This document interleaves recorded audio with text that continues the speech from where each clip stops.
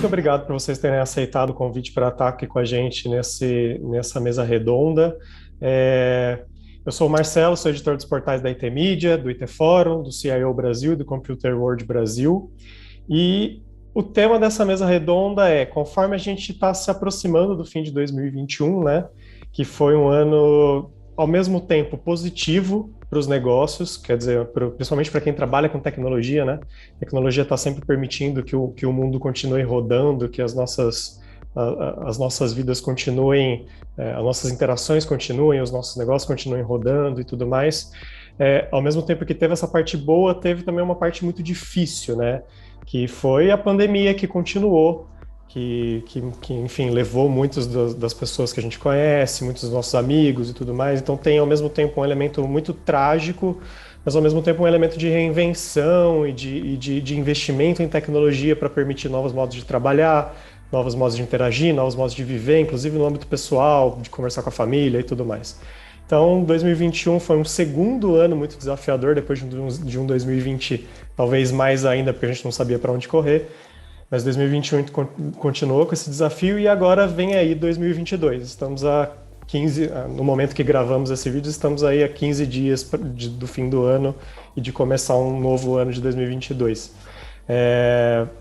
Então, o que nós queremos responder nesse debate? O que vem aí? O que 2022 nos reserva? Que tecnologias despontam nos planejamentos das empresas? E que rumos precisam ser corrigidos do que foi feito no ano passado e retrasado? Quais que são as grandes tendências? Então, antes de eu apresentar vocês, da gente discutir esses pontos, eu queria chamar o Pedro Raj, que é o gerente de estudos da IT Media, e ele vai nos dar alguns números do Antes da TI Estratégia, que é o nosso principal estudo, mas também de outras fontes, para embasar um pouquinho o debate. Legal, obrigado, Marcelo. Gente, primeiro, muito prazer aí em revê-los. Obrigado por aceitar o nosso convite. Eu sempre reforço que é de extrema importância aí a gente ter, né, a liderança das grandes empresas falando para a comunidade. A gente tem certeza que muitos jovens aí e profissionais que estão, né, empreendendo aí na sua carreira, eles levam muito em consideração aí o que sai desses debates, tá? Como o Marcelo falou, eu vou apresentar rapidamente aqui os dados, né, da nossa pesquisa principal, que é o Antes da TI Estratégia. Acho que vocês estão familiarizados, né, aquela bateria de perguntas que a gente sabe que é super longo, mas isso gera um material super, super rico para a gente construir todo o nosso speech ao longo do ano, né, e também para o time de conteúdo direcionar o que realmente vai ser ou mais ou menos relevante. Esse ano, só dando, já antecipando para vocês, a gente tá com uma devolutiva aí saindo do forno entre hoje e amanhã, com os principais resultados aí, já num formato de e-book, com infográficos bem bacana, para disponibilizar para vocês. Com os resultados do ano passado, a gente também disponibiliza aí a versão 2022. A gente quer que vocês usem bastante isso para comparar, né, como que está o setor de vocês, como vocês estão em relação aos pares, se o orçamento de vocês está bem calibrado, enfim. Usem e abusem desses materiais e sempre que vocês precisarem de alguma informação, contem com a gente, tá? Então vamos lá. Antes da TI Estratégia, bom, como eu comentei, né, isso é uma pesquisa da IT Media que a gente roda aí há mais de 10 anos pela área de estudos e pesquisas. Ela tem, né, como esse principal objetivo refletir sobre as tendências, necessidades e as demandas que vão guiar os investimentos em TI, ajudando a todos aí na tomada de decisão do setor. E a gente também consegue, através desse estudo, compreender o perfil e o grau de maturidade dessas grandes empresas, né, do país. O estudo ele é voltado para grandes empresas e a gente tem uma audiência aí, em média, de 500, 600 empresas das 1.000 maiores participando. Então, poxa, realmente é um material super fidedigno com o que acontece no mercado. Rapidamente, só compartilhando aqui quem que é, né, qual que é o perfil dessa amostra. Então, hoje a gente, né, dos 100% dos CIOs que contribuem com a gente, a grande maioria ainda são homens, né, quase 90%, 10% aí de mulheres na liderança das grandes empresas. A gente vê que o perfil das empresas, né, são realmente de uma quantidade muito grande de colaboradores, 80% aí tem mais de 1.000 colaboradores. E, embora, né, a gente esteja falando de Brasil, é muito concentrado aqui na região sul e sudeste, né? A maior parte das empresas estão sediadas aqui. Um destaque aí para São Paulo, que, né, corresponde aí a mais da metade das grandes empresas. Então, a coisa acontece muito aqui ainda no sul e sudeste. Daqui saem, provavelmente, né, as grandes tendências aí que depois as outras regiões vão absorvendo. Em relação ao setor, só para mostrar para vocês, né, a gente tem representantes aí em todos os setores da economia, né, a indústria, por ser, né, um setor muito diversificado, é o que compõe a maior parte dos números, seguido de serviços, agro, bancos, seguradoras, enfim, vocês se encaixam aí por aqui, né? Vamos lá, então o que a gente tirou de conclusão aí desse estudo, né, e dessa prévia que a gente rodou, já tentando entender o que vai acontecer em 2022, que vai servir um pouco aí como pano de fundo para a conversa que vocês vão ter na sequência, tá? Então, a gente, né, consegue ver que em relação ao planejamento estratégico, né, quando perguntado se a pandemia segue impactando negativamente para o próximo ano, a gente vê que a grande maioria das empresas diz que já está adaptada aí aos novos modelos de negócio que surgiram em decorrência da pandemia. Só 19%, menos de 20% diz que ainda sentem um reflexo da pandemia no seu setor. Do ponto de vista de orçamento, só 10% das empresas planeja reduzir o budget estimado para 2022.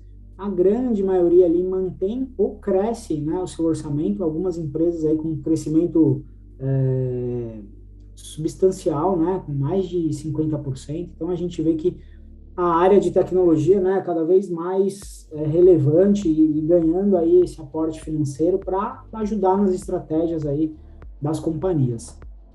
Quando a gente perguntou em relação às iniciativas de 2021, né, se isso, se de repente a pandemia ou a economia, o câmbio, isso afetou nas iniciativas previstas, a gente vê que 48%, né, das empresas diz que as iniciativas elas foram parcialmente realizadas, acabaram perdendo espaço para outras prioridades. Isso vocês devem também ter sentido na pele, né? Essas demandas emergenciais aí que surgiram por conta da mudança de modelos, né? E outros 48% aí também dizem que as iniciativas elas foram totalmente realizadas de forma integral, ainda com a adição de novos projetos, tá? Do ponto de vista de desafios para 2022, segundo os executivos, né, os principais desafios são ainda muito parecidos com o que a gente teve em 2021. Então, né, na liderança ali a gente tem o aumento da inteligência do negócio, então, a utilização de ferramentas de BI, Big Data, Analytics para a tomada de decisões inteligentes, seguido do aumento da segurança dos dados e do ambiente de TI. Então, segurança, assim como no ano passado, esse ano, segue sendo um tema muito, muito forte, assim como, né, continuar a estratégia de transformação digital das empresas, posicionar a TI como uma área estratégia de negócio, né, alguns dizendo que, né, pretendem contratar tecnologia como serviço para conseguir delegar aí para o time, né, tomarem decisões, focarem nas decisões mais estratégicas, não cuidando tanto da parte operacional. E um outro tema que também chama muita atenção para a gente é esse aqui, né, realmente a dificuldade que a gente sente em todo o mercado de reter ou contratar talentos no time de TI. Então, até na pesquisa desse ano aí, a gente adicionou um capítulo especial sobre isso para a gente entender como as empresas estão lidando com isso, né? Quem sabe buscar inspirações aí entre vocês.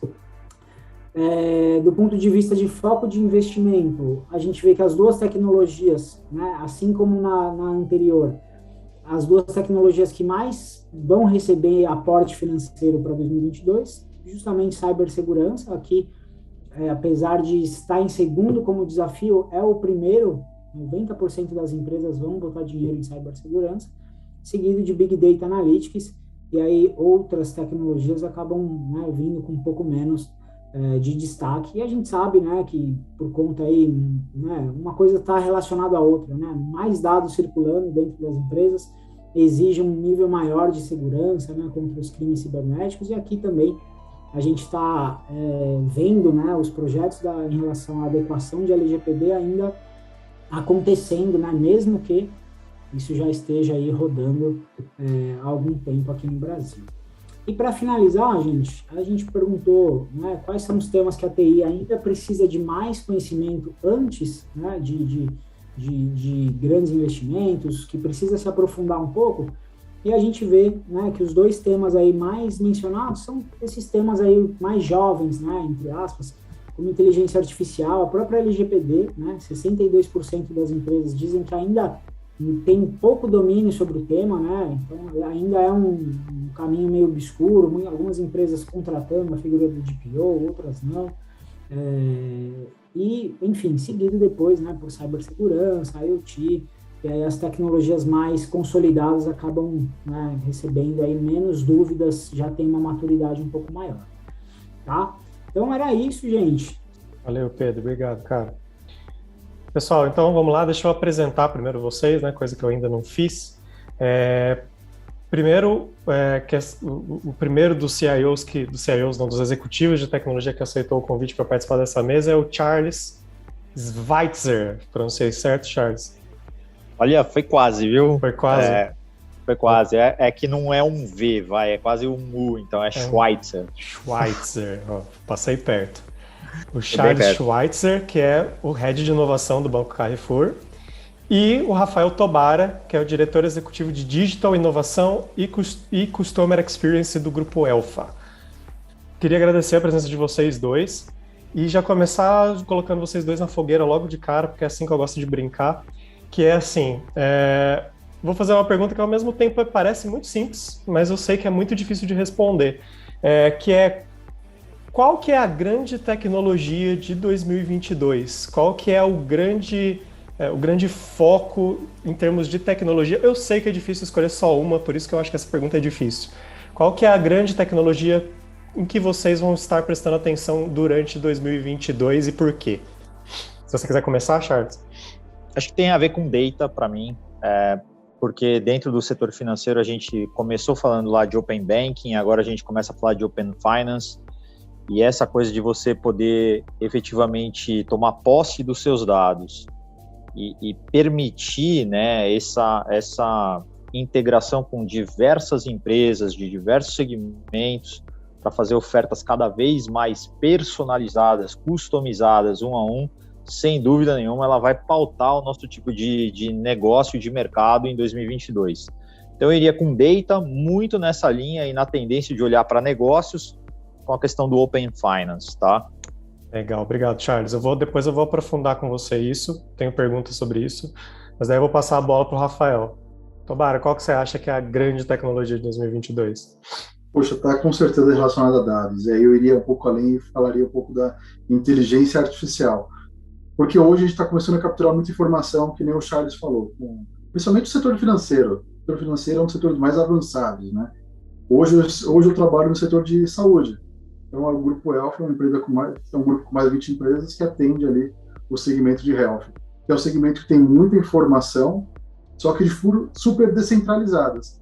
E essas informações, diferente da área financeira, que já está trabalhando, já tem uma maturidade maior, a gente está começando uma jornada de inteligência para o mercado brasileiro. Quando a gente fala lá fora, de genoma, tem muita coisa interessante, mas aqui no nosso segmento tem muito a ser trabalhado. Então, aqui dentro, a gente vai fortalecer a nossa estrutura de inteligência.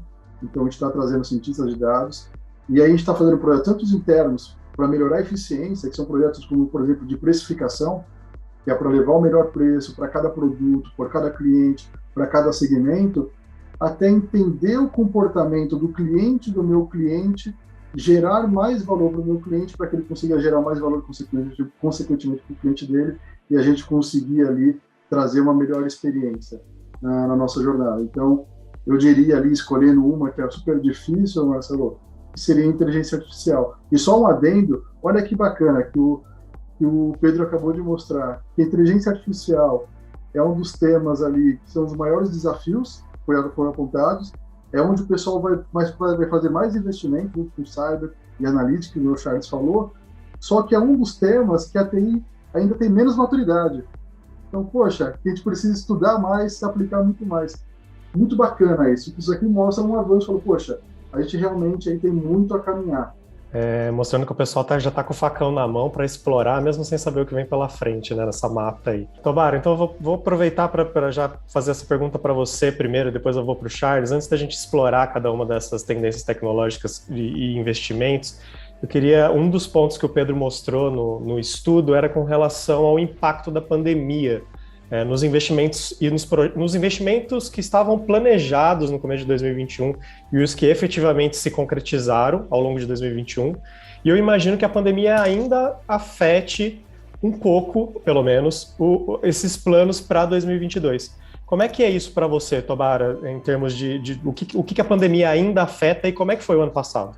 Por ser uma empresa, um grupo da área de saúde, a pandemia, com todos os problemas que a gente teve, foi super problema para a sociedade como um todo, mas economicamente ela impulsionou o segmento da saúde, né? Então, por exemplo, aqui um dos serviços é a parte de distribuição logística de materiais e medicamentos.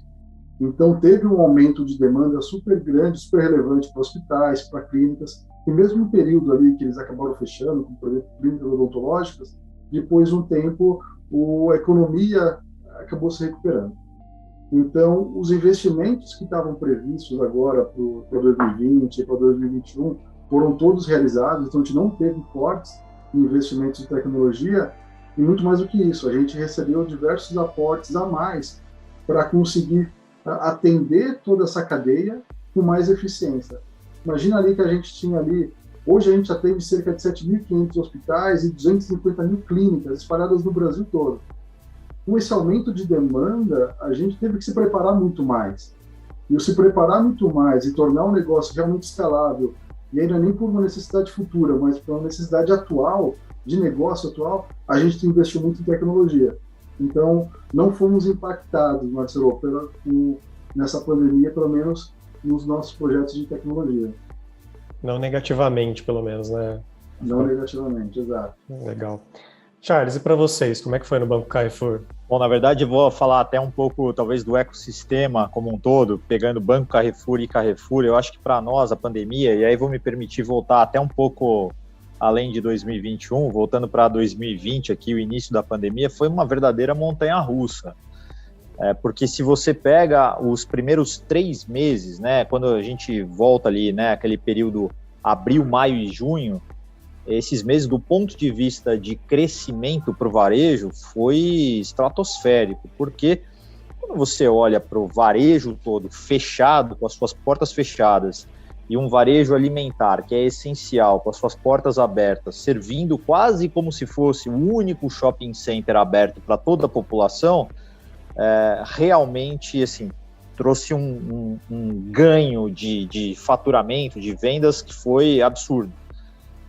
Logo depois, o business do banco ele acabou sendo impulsionado também pelo auxílio emergencial, mas uma série de coisas foram sendo transformadas ao longo desse tempo. O auxílio emergencial caiu, tem uma promessa agora de voltar num outro formato, enfim, etc., mas a gente tem a inflação realmente trazendo um impacto bastante forte sobre o consumo e o hábito das famílias brasileiras. A gente nunca pode perder de vista que o Banco Carrefour, e aí sendo mais específico aqui dentro da nossa vertical, o Banco Carrefour é um banco voltado para as classes B-, C e D. É um banco que dá o primeiro acesso, a bancarização a muitas pessoas. Então, é justamente a margem, né, ali do sistema financeiro brasileiro que a gente tem conquistado os nossos clientes e a gente tem dado crédito até para melhorar a qualidade de vida dessas pessoas. Então, realmente ali é um momento bastante difícil econômico para o país, que tem um reflexo bastante complexo aqui no nosso negócio, por isso essa sensação de montanha-russa realmente. Agora, do ponto de vista de investimentos, né, e investimentos em tecnologia, que é o cerne da tua pergunta, a gente efetivamente conseguiu preservar, né, o orçamento, mas a gente redirecionou muita coisa. Quando você olha para a grande Fintail, né, que é Banco Carrefour mais Carrefour, a gente naturalmente conta com todos os pontos de vendas de Carrefour, Atacadão, Express, quase como se fossem agências do Banco Carrefour.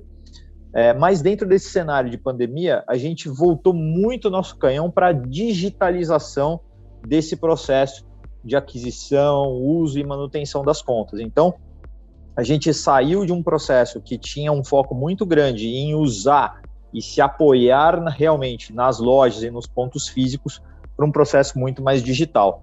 E aí a gente começou a capturar, né, todo um novo mercado em cima de plataformas realmente digitais, de análise de crédito, de prevenção de fraudes, etc. Então, a gente redirecionou o nosso orçamento para soluções que tinham muito mais a ver com a forma digital de se relacionar com o cliente do que com a forma analógica ou dentro do ponto de venda físico. Agora eu queria perguntar a respeito de desafios, que é outro ponto que estava na pesquisa que o Pedro mostrou para a gente. Quais que foram os principais, pensando em termos de desafio mesmo, Charles, não só para o futuro, para 2022, mas desafios que você passou nesse período que você acaba de narrar? O que te desafiou naquele momento? Esse desafio persiste para 2022? E se não, em que ele muda?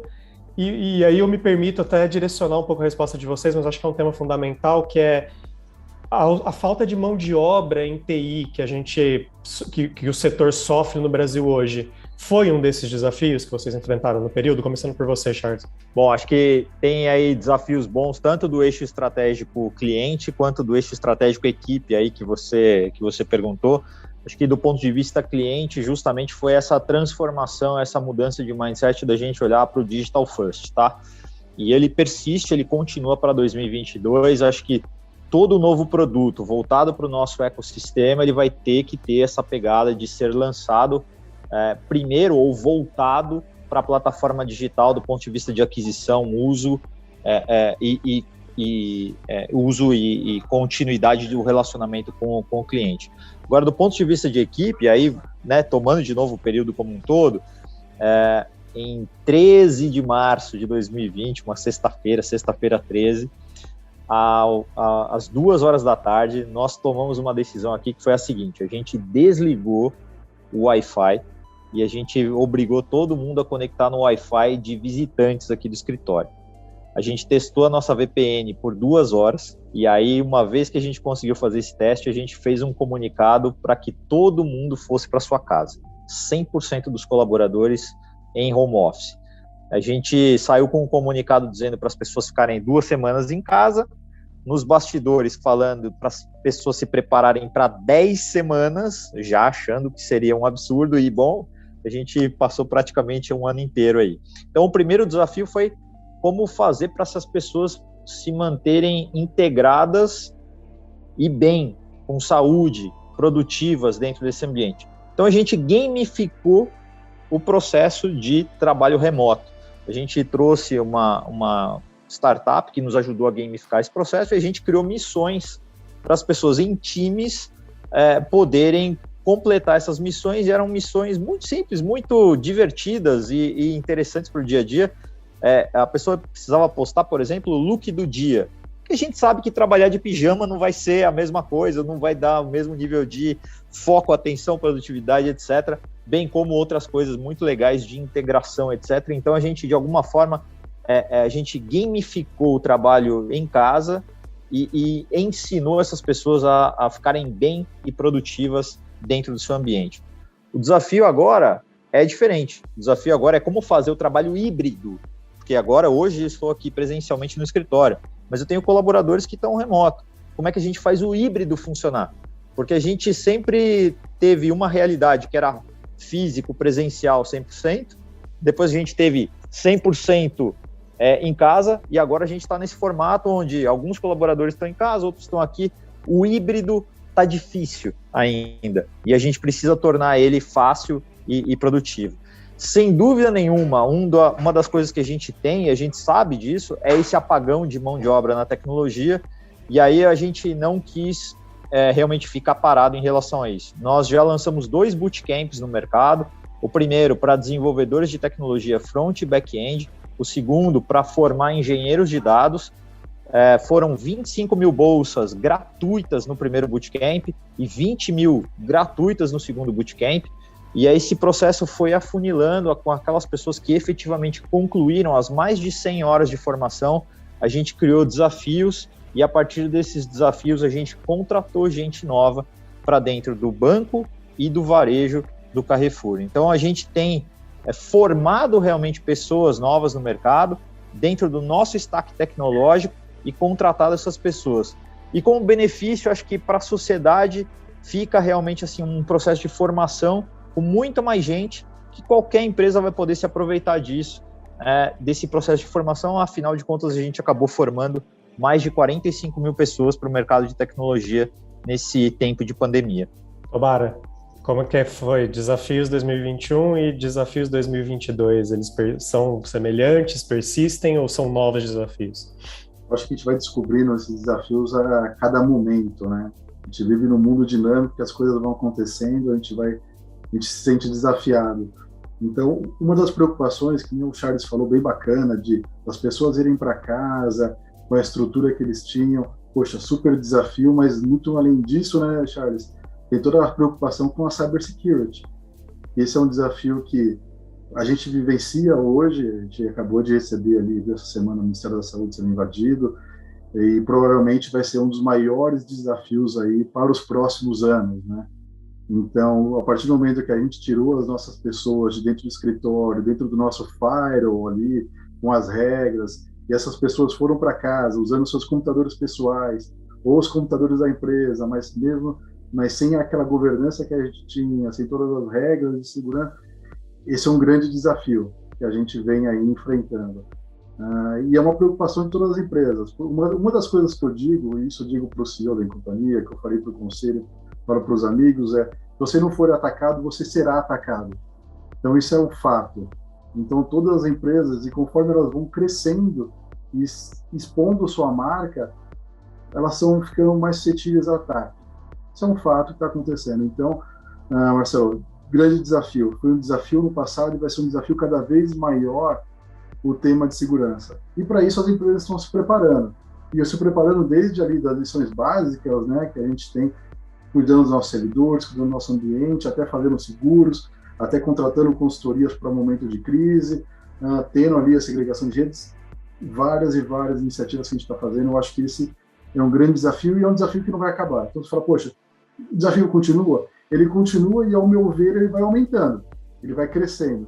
E aí a régua vai crescendo. E quem não acompanhar isso vai estar muito mais vulnerável. Então vai estar acontecendo muito mais ali ataques. E esse é um ponto importante. Aqui dentro de casa, a gente teve um desafio bem interessante, porque nós somos uma empresa investida do Pátria Investimentos. Então, o Grupo Elf, ela faz muitas aquisições. Ela fez cerca de 20 aquisições nos últimos 6 anos. Imagina fazer aquisição, integrar uma nova empresa dentro do grupo de forma 100% digital. E aí a gente está falando de tudo. A integração do contábil, integração das pessoas, integração de sistemas, integração de fluxo de caixa, integração do legal, integração de compliance, e tudo isso 100% remoto. E não tinha lá uma cartilha falando, poxa, como que eu faço uma integração 100% remota? Porque normalmente você vai até lá, até a empresa, você faz um assessment, senta com as pessoas, vê realmente o que acontece, não o que eles falam, e aí começa a trazer as pessoas. A parte cultural da empresa, poxa, a cultura da empresa a gente sabe que é um grande alicerce, né, do crescimento de qualquer empresa. É super importante. Como que você trabalha a cultura de uma empresa que está sendo incorporada por uma maior sem causar nenhum tipo de dano? Então, é um desafio que vai muito além da tecnologia. A tecnologia ela ajudou muito porque foi o meio de viabilizar tudo isso. Mas é um grande desafio. Daqui para frente, a gente vai continuar tendo outros desafios. A integração hoje, ela envolve outro tipo de conhecimentos, que não é só pessoas, financeiro e tal. A gente já começa a falar sobre infraestrutura, sobre segurança, e o desafio vai. Dentro aqui do grupo, um dos maiores desafios que eu enfrentei foi a criação de uma área de Customer Experience. E a partir do momento ali que a gente tem um domínio de mercado de market share, a gente precisa conhecer cada vez melhor o nosso cliente, tanto para melhorar o nível de serviço, quanto para levar a melhor experiência. Então, aqui a gente criou uma área de Customer Experience, e essa área está junto da gente ali do digital, junto da inovação, porque a gente fala que conhecer o cliente é o dever de todo mundo, a gente precisa conhecer cada vez mais o cliente, é uma área que vai ajudar todo mundo a conhecer o cliente. Só que ela estando junto de inovação, de tecnologia, de digital, a gente consegue ser muito mais rápido para desenvolver funcionalidades, desenvolver produtos, serviços digitais para melhorar essa jornada do cliente. Então, poxa, primeiro eu conheço quem são as pessoas, quais são as jornadas, estabeleço touch points, pain points, e aí está tudo junto ali. Então, é muito mais simples da gente executar. Então, esse é um grande desafio.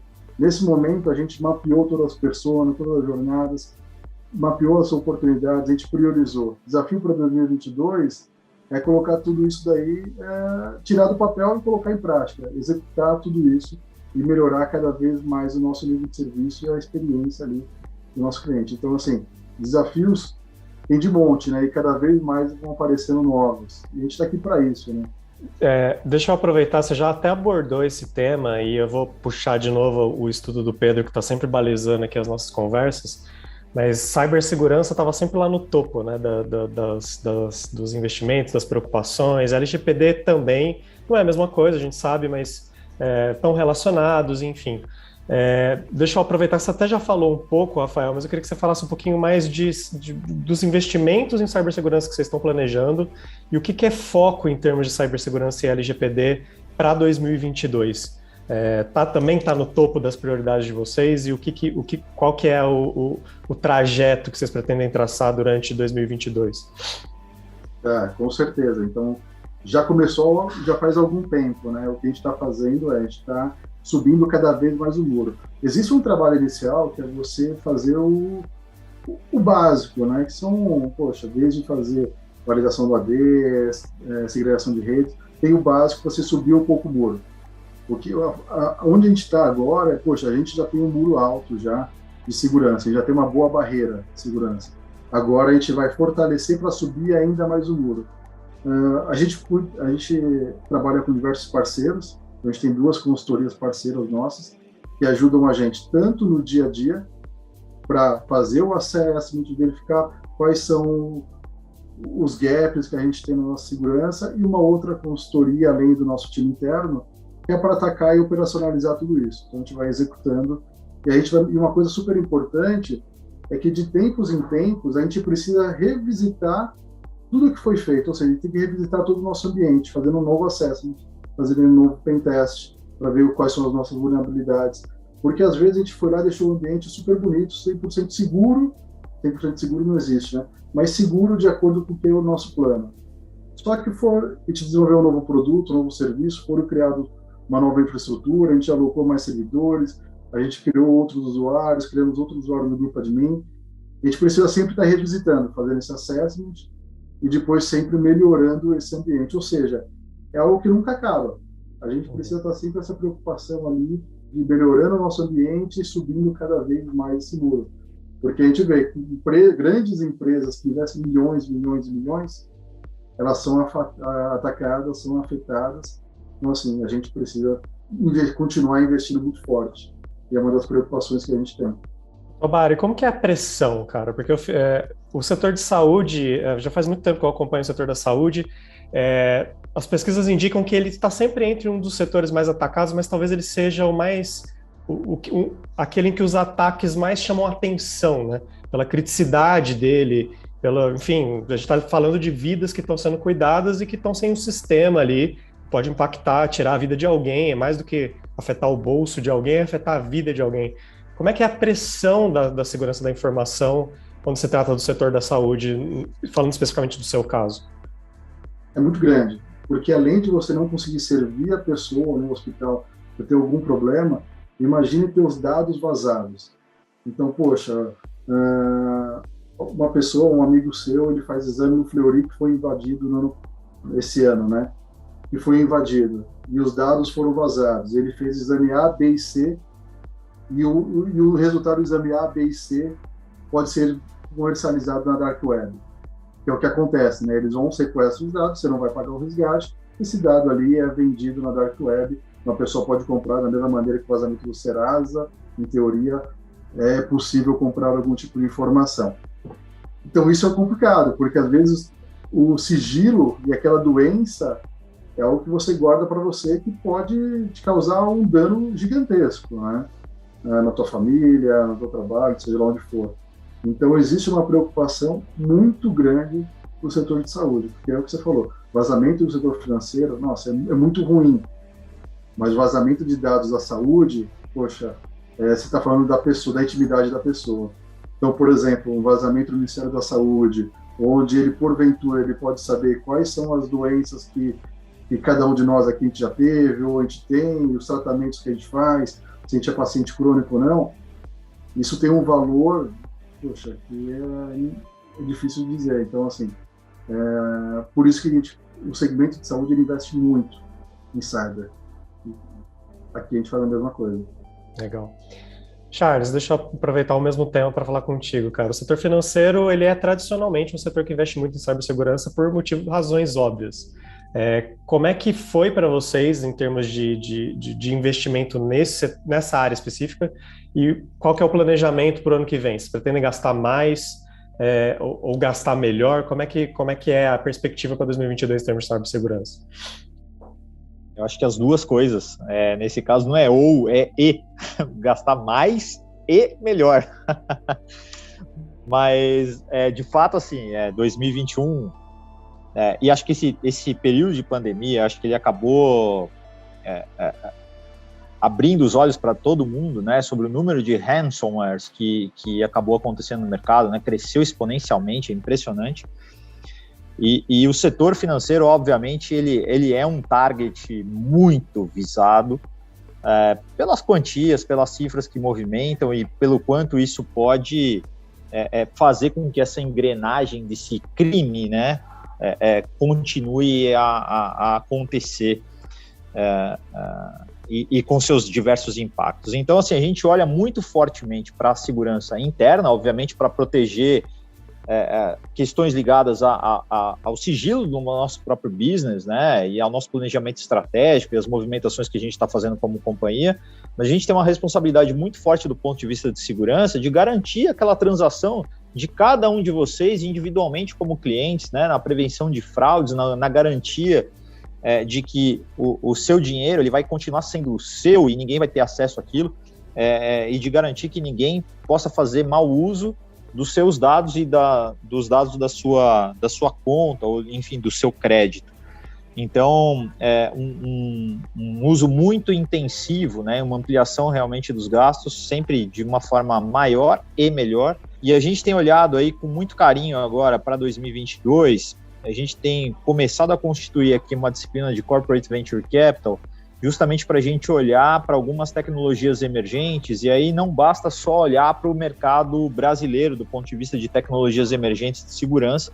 Então a gente começa a olhar também para o ecossistema de Israel, que é muito forte nesse aspecto de prevenção de fraudes e cibersegurança, para a gente poder se aportar realmente dessas tecnologias emergentes e trazer aquilo que há de mais moderno e garantido para o nosso ecossistema e para o nosso cliente.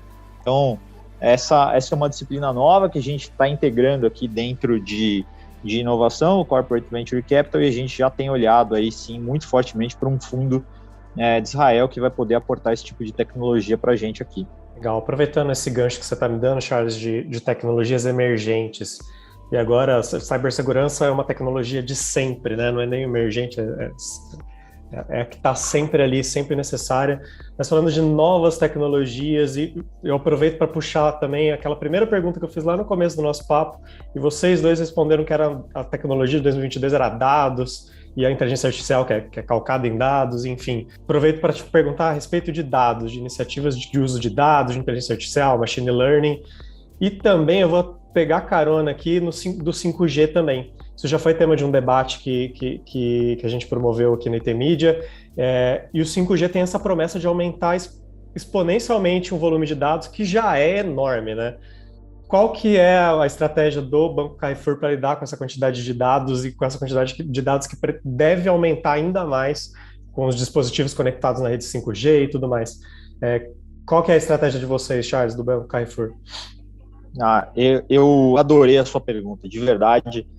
E eu ainda estou, acho que, muito impactado com uma conversa que eu tive em janeiro de 2019, na NRF, lá em Nova York, com Sucharita Kodali, que é a head de pesquisa do Grupo Forrester, e ela me trouxe um dado que para mim é impressionante, tá? 83% dos varejistas norte-americanos acham que estão oferecendo uma solução customizada para o seu mercado consumidor.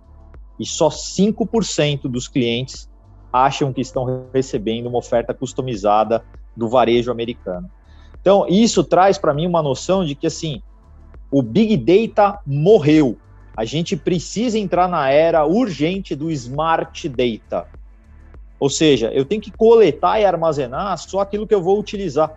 A LGPD não chegou à toa, não é uma legislação que veio assim para, vamos bloquear. Não, a LGPD veio porque a gente começou a ficar guloso demais por concentrar, armazenar, coletar tudo aquilo que a gente podia das pessoas, e a gente não faz o bom uso disso. Então a gente precisa acabar com a era do Big Data, entrar realmente na era do Smart Data e só coletar aquilo que efetivamente a gente vai usar. Como um ecossistema, né, aqui dentro do Carrefour, a gente tem acesso, obviamente, a dados que são muito relevantes do ponto de vista daquilo que a gente pode oferecer para os nossos clientes dentro desse ecossistema. Então, a gente, já pelo segundo ano consecutivo, a gente faz um hackathon baseado em dados. Então, o Data Hacking Days 2, ele acabou esse final de semana. Foram 54 horas de uso intensivo de dados, com gente de dentro e de fora, garantindo aí toda a segurança, todo um set de dados realmente dentro de um arcabouço de segurança que permitia essas pessoas de dentro e de fora da empresa manipularem isso de forma anonimizada, mas para trazer novas soluções que vão nessa direção do Smart Data e chega de Big Data. Então, o 5G, sim, ele vai te prover um acesso gigantesco a mais um monte de dados, mas eu só quero coletar aquilo que eu vou usar. Se eu não for usar, eu prefiro deixar isso solto e de propriedade de cada um individualmente, na sua intimidade, como o Rafael falou aqui um pouquinho sobre a questão dos exames. E aí, se eu efetivamente tiver um uso e conseguir personalizar alguma coisa baseada naquele dado, eu tenho certeza que aí o Rafael vai ficar feliz de eu tomar posse desse dado e fazer uma oferta melhor para ele.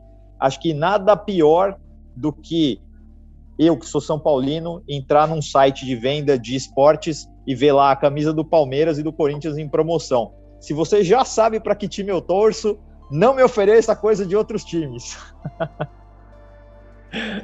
Isso aí.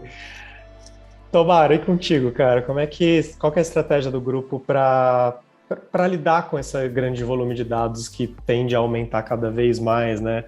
Você falou um pouquinho, e aproveitando também para puxar esse outro gancho da sensibilidade dos dados da área da saúde, né? Como lidar com esses dados sem oferecer uma camisa errada, por exemplo, né? Tudo bem que guardar as devidas proporções, a gente está falando de outro setor, mas qual que é a estratégia do Grupo Elfa nesse sentido? Legal. Antes, Charles, eu gosto de cerveja, gosto de churrasco, então na segmentação ali nos vouchers da promoção, por favor, tá? Não vamos... Eu vou olhar com carinho o seu CPF agora, Rafael, pode deixar. Maravilha, maravilha. Não, eu acho que assim, é muito legal o que o Charles falou, Marcelo, porque isso volta naquele tema que a gente comentou lá atrás, que todo mundo fala muito de dados, e com 5G vai ter muito mais dados, a gente fala que vão ter mais de 50, 100 vezes mais periféricos ali, computadores, IoTs conectados, gerando informação, só que as empresas têm baixa maturidade, ou seja, elas entendem que precisam cada vez mais crescer. E por isso que eu chamei a atenção lá, porque é muito bacana isso, porque eu sei que eu tenho que investir como empresa em dados, eu sei que isso vai gerar um diferencial, e como o Charles falou, eu acho que eu já faço, mas na verdade, na percepção do meu cliente, não necessariamente estou fazendo, só que eu não sei direito ainda, é um mundo a se explorar. E o 5G, ele traz aquele desafio que a gente está falando para uma realidade super próxima, porque a partir do momento que a gente tiver diversos, centenas, milhares de sensores conectados o tempo todo, gerando informação, poxa, a gente consegue ser muito mais assertivo em tudo. Vou te dar um exemplo. aqui dentro a gente transporta medicamentos e parte dos medicamentos eles precisam estar em determinada temperatura.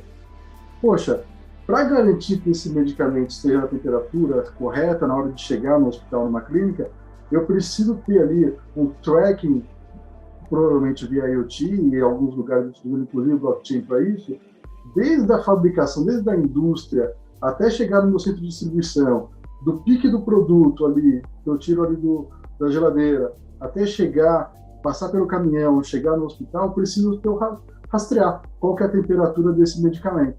Então, isso é super importante. Então, e esses dados vão fazer com que a gente tenha cada vez mais inteligência. Então, respondendo a sua pergunta, poxa, é sim um grande desafio. E agora, com toda a cadeia, ela está deixando de ser apenas uma cadeia B2B para ser uma cadeia B2B2C do nosso segmento. O que significa? Que a gente não vai capturar só dados de um cliente B2B, mas que a gente vai começar a capturar dados do consumidor final.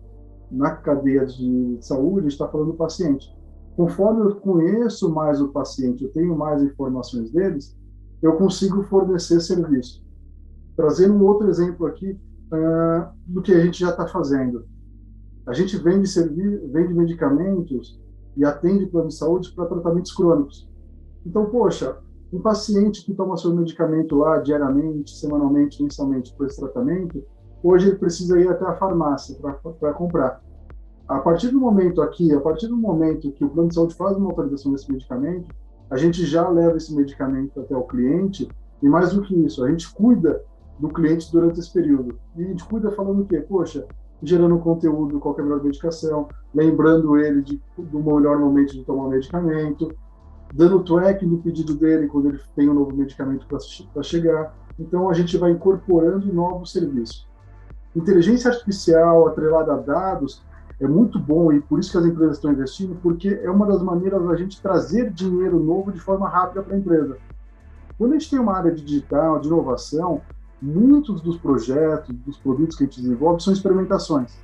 E por ser uma experimentação, é muito difícil a gente comprovar um retorno no primeiro momento. Poxa, eu preciso fazer, preciso entender, validar a hipótese, depois gerar atração, e aí sim eu falo, poxa, esse projeto vai me trazer tanto, o payback é tanto, o ROI é tanto. A inteligência artificial, em determinados momentos, ela pode já trazer dinheiro a curto prazo, curto espaço de tempo. Então, por exemplo, aqui dentro, na cadeira que eu tenho uma meta de EBITDA na empresa. Ou seja, eu preciso, através dos projetos tocados pelo meu time, que a gente mexa no ponteiro da empresa. Então, que a gente realmente não seja uma área de custo, mas sim uma área que seja um grande enabler, um viabilizador de novos modelos de negócio, que a gente consiga ser mais eficiente, que a gente consiga vender mais, que a gente consiga atacar as dores dos nossos pacientes, dos nossos clientes. Então, assim, e tudo isso através dos dados. Então, é nisso que a gente está investindo. Então, a gente está trazendo muita informação, sim, só que a gente está rentabilizando, e o rentabilizar não é através de vender informação, mas sim tratar essa informação e melhorar o nosso nível de serviço, melhorar o nosso atendimento dos nossos clientes. E aí, com isso, a gente está mexendo aqui o ponteiro da empresa com a inovação com inteligência artificial. Eu queria explorar muitas outras tendências aqui, muitas outras tecnologias emergentes, enfim, até o próprio 5G a gente poderia passar muito tempo aqui conversando a respeito de aplicações possíveis e tudo mais, mas como o tempo é curto, hoje eu vou encaminhar para uma última pergunta, que é expectativas. Começando por você, Rafael, o que você espera de 2022? Você está otimista? É um momento em que, enfim, surgiu essa variante agora do coronavírus, mas aparentemente ela não é tão grave, as coisas vão... A gente está caminhando para um momento de mortandade baixa, a pandemia parece que está reduzindo. 2022 é um ano de retomada, qual que é a sua expectativa e o que você espera que aconteça em termos de investimento em tecnologia, até mesmo para o setor de saúde como um todo, Rafael? Eu sou um grande otimista. Eu acredito que ano que vem a gente vai passar por essa pior fase da pandemia. Provavelmente vão surgir aí outras variantes, isso é normal, mas eu acho que a gente já tem um nível de maturidade bacana com as vacinas, e por isso que eu acho que todo mundo precisa se vacinar e é para passar de forma mais rápida pela pandemia.